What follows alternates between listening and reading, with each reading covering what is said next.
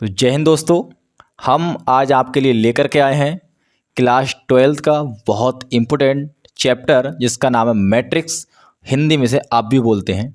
आज हम इस चैप्टर का इंट्रोडक्शन देखते हैं और इसका इंट्रोडक्शन के बाद हम इस चैप्टर के क्वेश्चन शुरू करेंगे।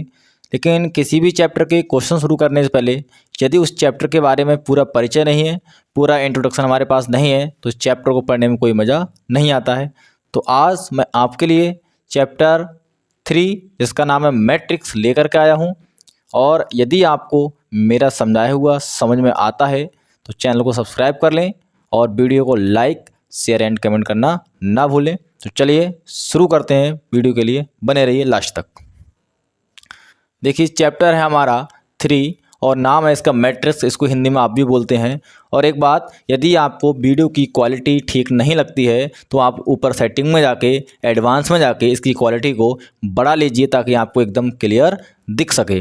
देखिए लिखा है हमने कि आप भी होता क्या है। सबसे पहले समस्या हमारी ये आती है कि सर ये आप भी क्या होता है, आप भी समझाइए। हमने तो आप भी सुना भी नहीं है, क्योंकि अभी तक आप लोग कक्षा 10 पास करके आए हैं, 11th पास किया है, लेकिन आपने आप भी नाम की कोई चीज़ नहीं सुनी होगी। और यदि सुनी भी होगी तो आपको आज और उसके बारे में पढ़ने को मिलेगा, जानकारी मिलेगी कि सर ये आप भी होता क्या है। तो देखिए आप भी नाम का जो वर्ड है, आप ऐसे मान के चलें कि जो हमारे जो ब्रैकेट होते हैं, आप लोगों ने ब्रैकेट देखे होंगे। ब्रैकेट हम लोगों ने 4 प्रकार के पढ़े हैं, हो सकता है तुम लोगों ने 3 के भी पढ़े हों, क्योंकि कुछ लोगों को 3 पता होते हैं। ब्रैकेट 4 होते हैं, रेखा कोष्टक, छोटा कोष्टक, मंझला कोष्टक और ये वाला होता है हमारा बड़ा कोष्टक। तो देखिए हम क्या करते हैं, यदि बड़े वाले ब्रैकेट के फॉर्म में उसके अंदर हम कुछ नंबरों को लिख दें, कुछ अवयवों को लिख दें, कुछ तत्वों को लिख दें, तो उसे ही हम लोग आव्यूह या फिर मैट्रिक्स बोलते हैं। देखिए दोबारा से समझिए। जैसे मान लीजिए हमने क्या करा, हमने एक ब्रैकेट यहाँ ऐसा बना दिया, एक यहाँ ऐसा बना दिया, कुछ नंबरों को लिख दिया। मान लीजिए 5 लिख दिया, 6 लिख दिया, 7 लिख दिया, यहाँ 11 लिख दिया, 12 लिख दिया, 13 लिख दिया, 15 लिख दिया, 16 लिख दिया, 17 लिख दिया। तो ये जो हमारे लिए एक पूरा सिस्टम या पूरा कोई निकाय मिला, यही हमारा मैट्रिक्स यानी कि आव्यूह कहलाता है। तो देखिए हम इसको अच्छे तरीके से परिभाषित करते हैं और समझते हैं। और ज़्यादा लिखा है कि mn संख्याओं या फलनों के एक निकाय को सिस्टम बोलते हैं। सिस्टम को एक आयताकार, यहाँ ध्यान दीजिए बेटा, आयताकार यानी कि जो आयत की फॉर्म होती है, रेक्टेंगुलर जो फॉर्म होती है, उसकी फॉर्म में सारणी के रूप में अरेंज मतलब व्यवस्थित करना, अरेंज का मतलब होता है व्यवस्थित करना या फिर उसको रखना। अरेंज करने पर mn क्रम या कोटि को बेटा ऑर्डर बोलते हैं, mn क्रम या कोटि को आव्यूह कहते हैं। यानी कि हम कह सकते हैं कि हम आपसे कहें कि ये जो हमारा एक तरीके का सिस्टम है, ये निकाय है, ये किसके फॉर्म का है, तो आप कहोगे सर ये एक आयत की फॉर्म का है, क्योंकि आयत में लंबाई और चौड़ाई होती है। यहाँ पर भी लंबाई और चौड़ाई हमें देखने को मिलती है। तो देखिए इसमें हमने कोई नंबरों को लिखा है, ये देखिए यहाँ पर ध्यान से देखिए कि 1 2 3 नंबर एक लाइन में है, 3 ही इस लाइन में है, 3 ही इस लाइन में है। टोटल इसमें 3 नंबर हैं और इसमें 3 लाइन हैं। तो हम ये कह सकते हैं कि सर यहाँ पर ये जो चीज़ है हमारी, मतलब जो चीज़ आपकी लाठी की तरह लेटी हुई है, हम कह सकते हैं कि वो हमारी सर यहाँ पर रो है। रो का मतलब होता है हिंदी में पंक्ति का मतलब होता है अंग्रेजी में रो। जैसे जो चीज़ हमारी एक बराबर से लगी हुई है वो रो होती है, और खड़ी हुई चीज़ को हम लोग स्तंभ यानी कि खंबा, और अंग्रेजी में उसको हम कॉलम बोलते हैं। तो देखिए टोटल यहाँ पर 3 रो हैं। पहली रो ये है, दूसरी रो ये है, तीसरी रो ये है। कॉलम की बात करें बेटा यहाँ पर, तो कॉलम यहाँ पर 3 है। पहला कॉलम ये रहा, दूसरा कॉलम ये रहा और तीसरा कॉलम आपका ये रहा। 3 कॉलम खड़े हुए हैं और यहाँ पर 3 रो हैं। तो मैं ये कह सकता हूँ कि इसमें 3 ही कॉलम हैं और 3 ही इसमें रो हैं।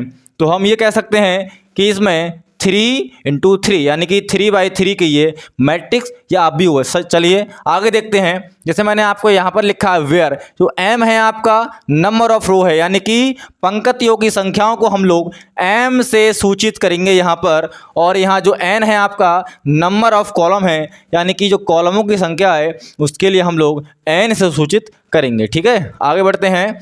आप लोग जान गए होंगे कि देखिए बेटा यहाँ पर ये जो लाइन है आपकी, ये रो है।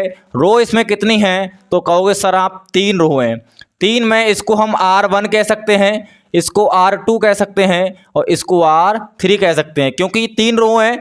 ज़रूरी नहीं है कि 3 ही रो हों, 4 हो सकती हैं, 5 हो सकती हैं, 2 हो सकती हैं, 1 भी हो सकती है। मैं आगे आपको आव्यूह के प्रकार यानी कि टाइप ऑफ मैट्रिक्स पढ़ाने वाला हूं, वहां पर मैं आपको बताऊंगा कि यदि एक रो है तो उस आव्यूह को क्या कहते हैं, एक कॉलम है तो उस आव्यूह को क्या कहते हैं, उसको हम आगे देखने वाले हैं। अभी आप देखिए कि पहली रो R1, दूसरी रो R2, तीसरी रो R3।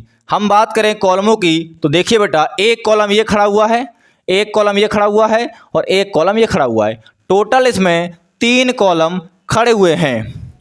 तो टोटल 3 कॉलम है तो कॉलम को हम लोग n से दर्शाते हैं, यानी कि ये जो संख्या है हमारी ये हम m कह सकते हैं और ये जो हमारी संख्या निकल के आएगी C1 कह सकते हैं, C2 कह सकते हैं और C3 कह सकते हैं। C1, C2, C3 क्यों कह रहे हैं, क्योंकि ये कॉलम है और कॉलम को हम लोग यहाँ लिखते हैं तो पहला कैपिटल लेटर इसका C आ रहा है। वैसे हम अगर संख्याओं की बात करें तो यहाँ पर जो कॉलमों की नंबर ऑफ कॉलम होते हैं उनको n से दिखाते हैं, नंबर ऑफ रो को हम लोग m से दिखाते हैं। ठीक है, तो यहाँ ध्यान से देखें 3 ही रो हैं, 3 ही कॉलम है, यानी कि जो m का मान है वो भी 3 है और n का मान है वो भी 3, यानी कि हम कह सकते हैं ये 3/3 का मैट्रिक्स है, यानी कि कॉलम है। चलिए आगे देखते हैं हम लोग कि सर ये आपने बोला था अभी एक शब्द कि आव्यूह की कोटि या फिर क्रम, हमें लिखा हुआ भी है क्रम या कोटि, अंग्रेजी में इसको ऑर्डर बोलते हैं। तो हम लोग इस कोटि या क्रम के बारे में जानते हैं कि आखिर ये कोटि और क्रम क्या होता है, ये तो हमने समझा ही नहीं। देखिए कोटि और क्रम कोई अलग की चीज़ नहीं है। पहले हम आपको बता दें कि A1, A11, A21, देखिए यहाँ पर क्या है A11, A12, A13, इसका मतलब क्या है पहले ये हम समझ लेते हैं, उसके बाद हम लोग आगे बढ़ते हैं। देखिए जहाँ पर आपका लिखा है A11, इसका मतलब है AIJ, यानी कि ये जो I है ये पहले वाले 1 को निरूपित करती है, J जो है ये दूसरे वाले 1 को निरूपित करेगा। दूसरा यहाँ पे अवयव ले लें A12 ले लें और अगर इसकी तुलना करा दें AIJ से तो पहली वाली जो I है ये पहले वाले 1 को निरूपित करेगी, J आपका ये 2 को निरूपित करेगा। सर ये IJ क्या होता है बेटा, हमें नहीं पता कि हमारा जो कॉलम है वो 1 हो, 2 हो, 3 हो, ये तो हमने आपको एग्जाम्पल ले लिया है। तो एग्जाम्पल में हम अपनी इच्छा से कॉलम अपनी इच्छा अनुसार 1, 2, 3, 4 जो भी ले सकते हैं, लेकिन ऐसा तो नहीं है ना कि अगर हमने आपको 3 कॉलमों तक पढ़ा दिया तो क्या मैट्रिक्स 3 कॉलम तक होती है। मैट्रिक्स तो हम लोग अगर 3 तक पढ़ रहे हैं तो आगे भी हो सकती है, आगे भी होती है। तो यहाँ पर हमने क्या करा, I और J ले लिया। जैसे जैसे मैट्रिक्स को बढ़ाया जाएगा, यानी कि मैट्रिक्स का ऑर्डर या जो क्रम है उसको बढ़ाया जाएगा, वैसे ही I और J की जगह पर नंबर बड़े आते रहेंगे। देखिए यहाँ पर लिखा है A11 मतलब पहली रो का पहला अवयव, यहाँ लिखा है A12 यानी कि दूसरे कॉलम का दूसरी रो का पहली रो का दूसरा अवयव। फिर यहाँ पर लिखा है कि A13 यानी कि तीसरे कॉलम का तीसरा अवयव। इस तरीके से हम लोग इसको समझ सकते हैं। आगे देखिए और समझ में आएगा। अब हमारा लिखा है अवयव की कोटि या फिर क्रम, ये क्या होता है सर, देखिए यदि किसी मैट्रिक्स में नंबर ऑफ रो यानी कि नंबरों की संख्या m है तथा नंबर ऑफ कॉलम यानी कि नंबरों की संख्या यानी कि कॉलमों की संख्या n है, मतलब रो यानी कि पंक्ति की संख्या m होना चाहिए और कॉलम यानी कि स्तंभ की संख्या n होना चाहिए, तब m इंटू n कोटि या आव्यूह कहलाता है। यानी कि हम कह सकते हैं m इंटू n कोटि का आव्यूह कहलाता है, m इंटू n ऑर्डर का आव्यूह यानी मैट्रिक्स कहलाती है। समझ गए होंगे। आई होप आप लोगों को वीडियो में अगर थोड़ा सा भी मज़ा आता हो, समझा हुआ समझ में आता हो तो सब्सक्राइब कर लें और चैनल को लाइक शेयर ज़रूर करते रहें।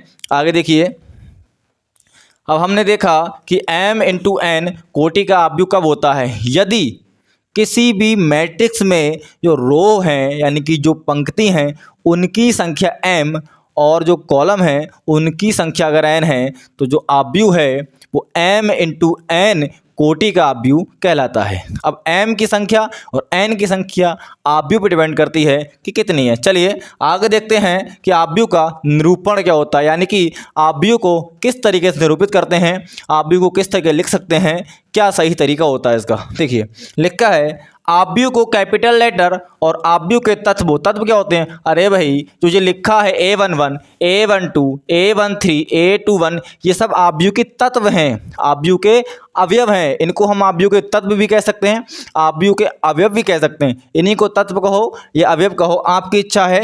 हम आपको सभी लैंग्वेज में बताने की कोशिश कर रहे हैं। देखिए लिखा है आव्यूह को कैपिटल लेटर और आव्यूह के तत्वों को स्मॉल लेटर से सूचित करते हैं। ये हमारा एक आव्यूह था, यानी कि ये हमारा एक मैट्रिक्स था। इस मैट्रिक्स को हम लोग किस तरीके से सूचित करते हैं।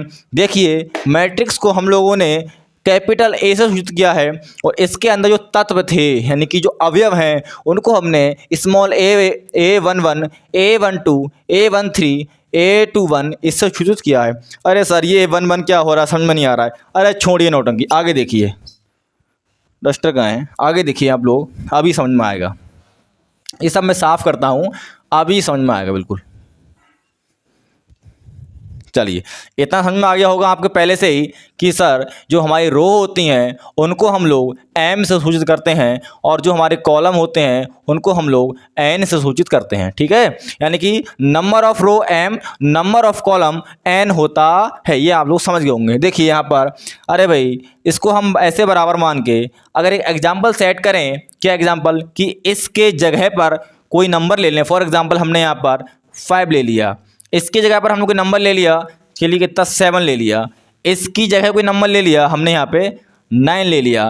कहने का मतलब ये है जहाँ A11, A12, A13 यानी कि जो अवयव लिखे हुए हैं वो अभी अवयव आपको स्मॉल a की फॉर्म में लिखे हुए दिख रहे हैं, लेकिन इनकी जगह पर कोई ना कोई नेचुरल नंबर रहता है।